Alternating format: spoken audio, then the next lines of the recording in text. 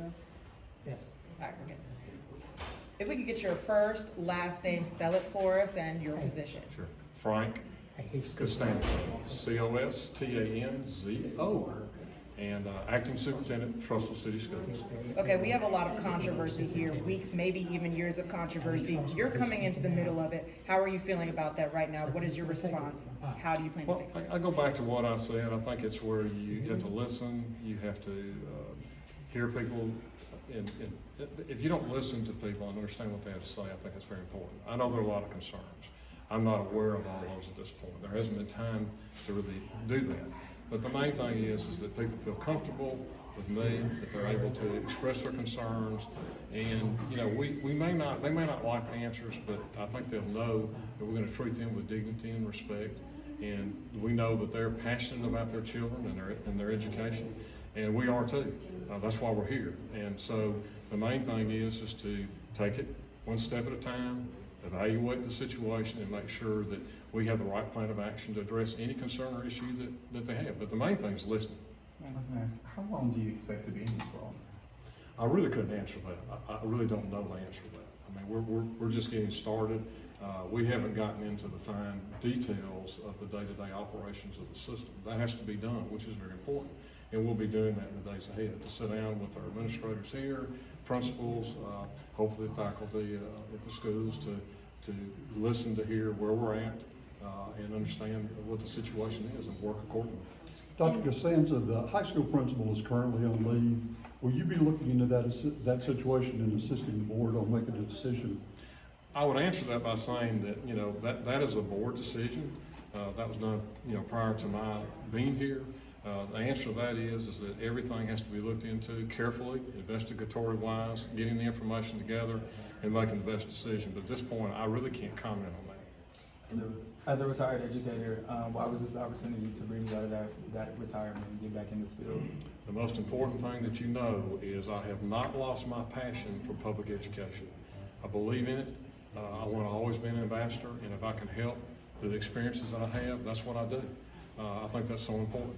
And there's not a lot of us around. A lot of people retire and go away, but I haven't done that, and that's the reason.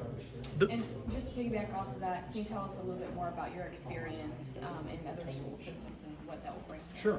I was a teacher, a coach, drove a school bus, was a principal, assistant principal. I was a central office director. I was an assistant superintendent for 10 years and superintendent of Tuscaloosa County Schools for 8 years and 2 months. And most of my career was spent in Tuscaloosa County. That's where I live.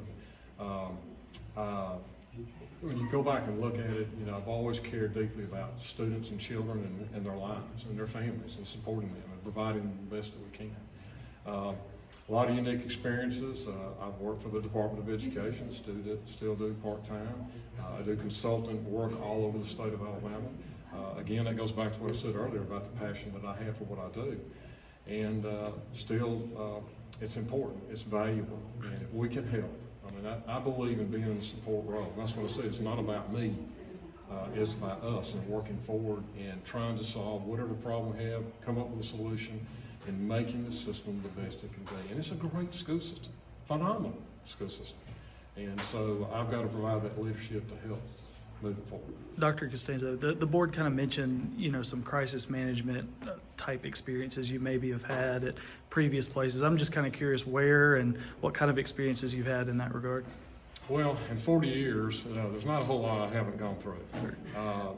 My last few years were very, very difficult in Tuscaloosa County. We were one of the poorest systems in the state of Alabama, and we had a recession.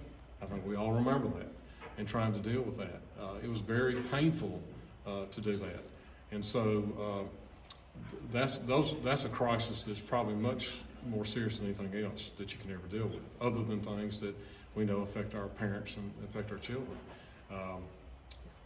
Any way to creatively solve a problem, whatever it may be, stepping back and listening and valuing the people that work with you is important to solving any crisis.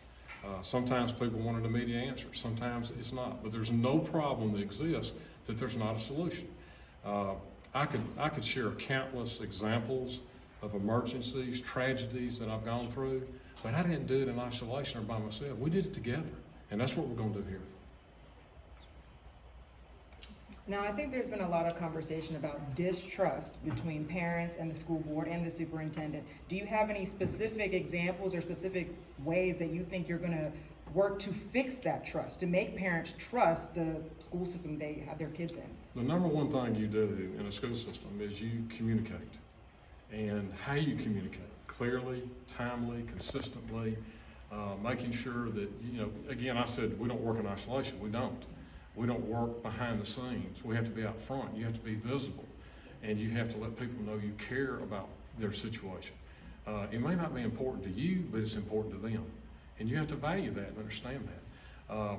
We live in a tough world today, and there's a lot of crisis. People are experiencing difficult times. What can we do as a school system to help things get better? What can we do with a child who has whatever issue they have? How can we help them? It's not just about the academic success of children, it's about the whole child, starting early and continuing through that. But I think in the decisions that you make, being out front, communicating, that builds trust. You can't just earn trust by walking in the door, taking a new road. You have to be out in front of that. And we have to do that together. Thank you.